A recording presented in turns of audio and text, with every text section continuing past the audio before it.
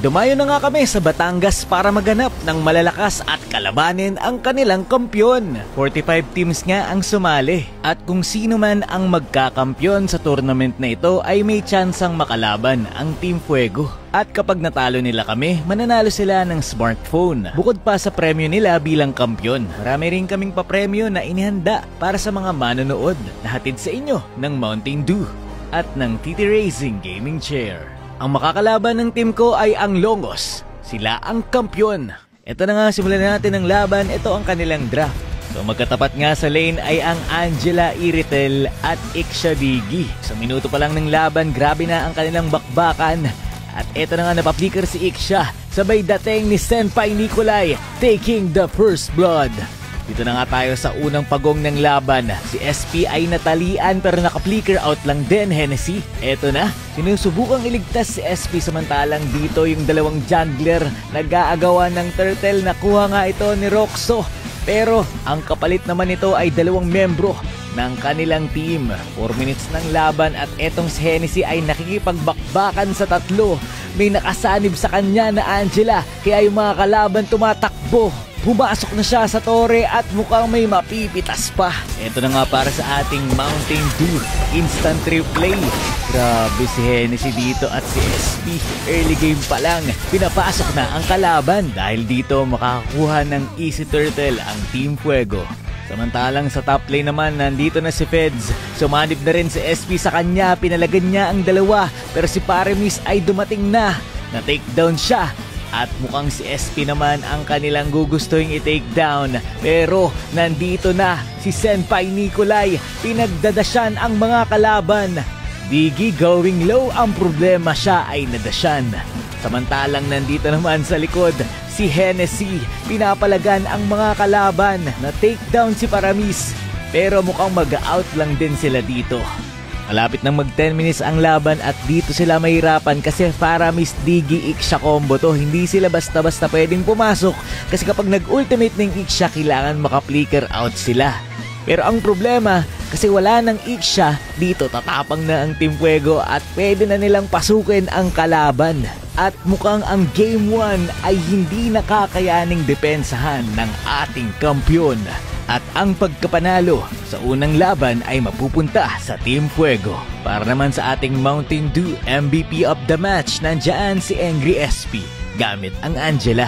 Hinga rin pala kami ng diamonds dito, kaya naman nag-e-enjoy din talaga yung mga manonood.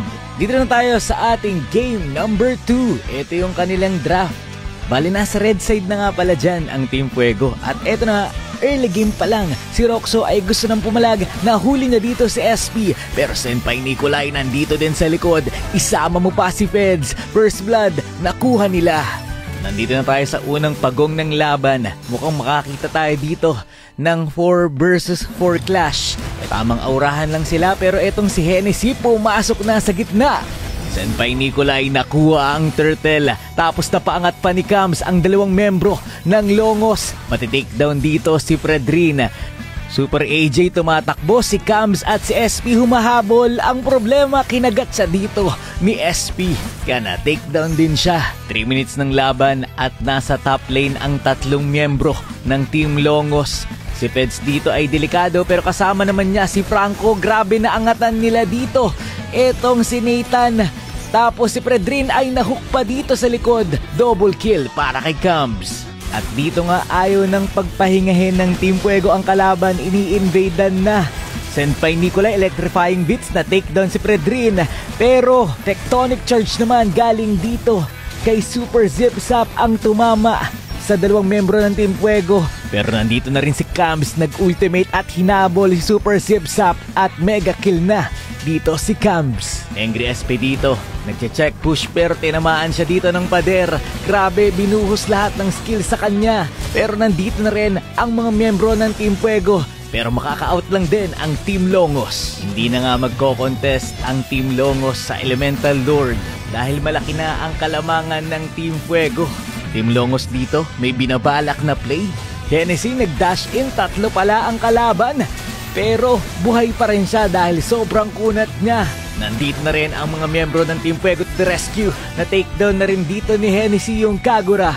at ang mga miyembro ng Team Longos ay unti-unti nang tutumba sa kamay ng Team Fuego. Team Longos dito tamang dep lang, pero nandito si SP, na-hook yung Esmeralda. Grabe nga yun, killing spree para kay Peds. Pero masyado siyang malalim, kaya siya ay na-take down ni Kagura. Angry SP dito, nag-hook, pero mukhang siya naman ang bibigyan. Binuhos ulit ang skill sa kanya. Pero si Roxo mukhang si Cams ang binabalak niyang bigyan na dodge nito ang ultimate ni Fredrin, kaya mapapa-out lang din ang mga kalaban. Ang problema nandito na rin with electrifying bits na takedown nila dito si Grak, at dahil dyan uncontested Lord na naman ang makukuha ng Team Fuego. Elemental Lord nagmamarcha na sa top lane ng Team Longos, pero nandito si SP, na hook pa yung Nathan. Monster kill para kay Cams. Ang ganda ng set dito ni Super Sipsap, pero hindi sumapat ang follow-up damage. Pero nandito na si AJ, gustong i-take down si Cams pero makakatakas pa rin. Buhay pa rin dito si Cams, at siya pa ang naka-takedown sa Esme. Nandito na rin si Angry Peds, galit na, gusto nang manakit, pero mukhang itotore na lang nila. At ang game number 2 ay mapupunta sa Team Fuego. Ang ating MVP of the game ay si Cams. Best of 5 nga pala ang laban, pero komportable naman dahil nakaupo sila sa TT Racing Gaming Chair. Nandito na tayo sa game number 3. Match point na para sa Team Fuego. Ito ang kanilang draft. So dito muna tayo sa unang pagong ng laban. Sina-zone out ni Hennessy at ni SP yung mga kalaban. Kaya makukuha ni Nico ang turtle. Grabe, 2 minutes pa lang ng laban, pero matinding pag-i-invade na ang ginagawa dito ng Team Fuego. 4 na miyembro agad ang sumusugod dito sa purple buff.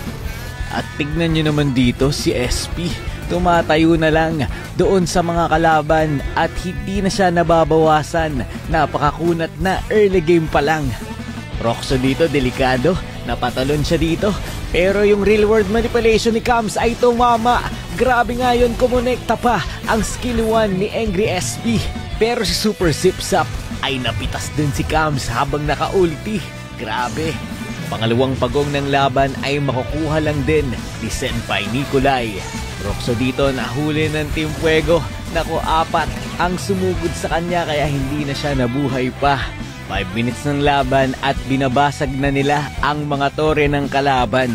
Super Sipsap dito komombo at matitake-down niya dito si Cams. Pero nabigyan lang din siya dito. Tapos 2 pa ang kapalit nito. Monster kill na dito si Senpai Nikolai. Kahit nasa loob pa ng tore ang mga kalaban, pag natulak sila ng wall ni Grak ay binibigyan na sila. Kaya naman unti-unti nang tumutumba ang miyembro ng ating kampyon. 8 minutes pa lang ng laban, pero ang kanilang tore ay paubos na.